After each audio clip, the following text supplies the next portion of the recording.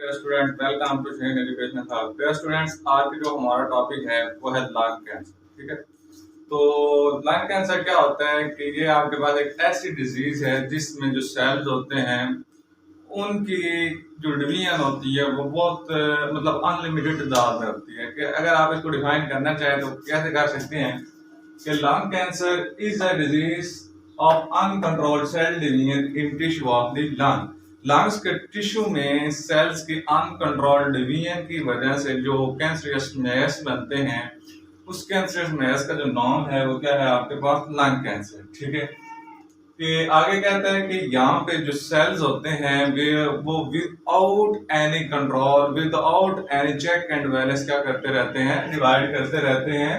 और जब वो विदाउट एनी कंट्रोल डिवाइड करते हैं तो क्या बना देते हैं, ट्यूमर्स बना देते हैं। अब इसकी ये बात है कि इसकी सिम्टम्स क्या है, कैसे हमें पता चलेगा कि लंग कैंसर है। इसकी जो मेन है ना सिम्टम्स वो तीन है। पहली है कि शॉर्टनेस ऑफ ब्रीथ, सांस लेने में डिफिकल्टी होती है।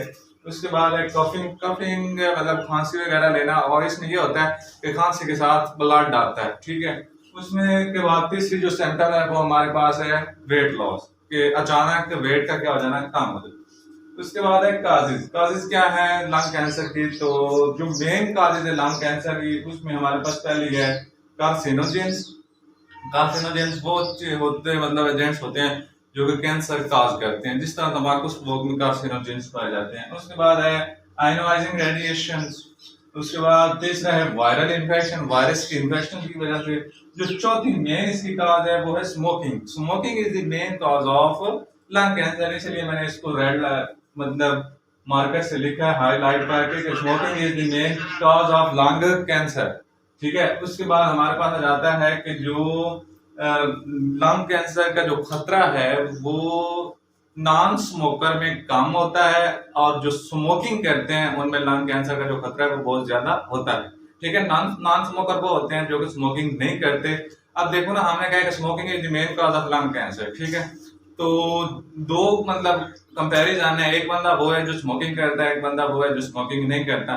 तो सबसे ज्यादा खतरा किस में होगा स्मोकिंग लंग कैंसर का, वो होगा वो वाले बंदे जो स्मोकिंग करते हैं मतलब स्मोकर्स में, और जो कम खतरा होगा वो नॉन स्मोकर्स में होता है। ठीक है, उसके बाद कहते हैं कि जो सिगरेट स्मोक होता है ना, सिगरेट का धुआं, उसमें हमारे पास 50 से अबव कार्सिनोजेंस होते हैं। ठीक है, अब कहते हैं कि जो पैसिव स्मोकिंग होती है, पैसिव स्मोकिंग क्या होता है ये आपने बच्चे समझने हैं कि पैसिव स्मोकिंग वो होती है कि एक बंदा सिगरेट पी रहा है, स्मोकिंग कर रहा है, और दूसरा बंदा वैसे उसके साथ बैठा है।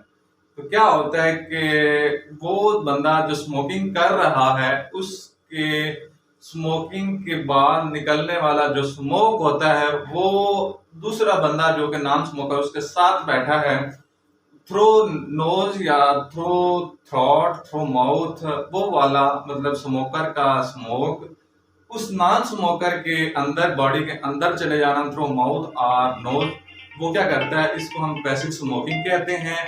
और ये बहुत ज्यादा डेंजरस होती है। ठीक है ना, passive smoking is most dangerous than normal smoking. ठीक है, उसके बाद हमारे पास है कि ये जो पैसिव स्मोकिंग होती है ये मेन कॉज है। दूसरी another cause of lung cancer होती है। इसमें कहते हैं कि जो smoke from burning end of cigarette is more dangerous than the non smoke than the smoke from filter end. अब देखो बेटा, ये आपके पास लेट्स सपोज सिगरेट है, इसका जो सबसे पिछला पोर्शन होता है वो येलो टाइप, उसको क्या करते हैं, वो फिल्टर एंड होता है। और जो उसका अगला वाइट वाइट पोर्शन होता है उसे हम क्या बोलते हैं, बर्निंग एंड।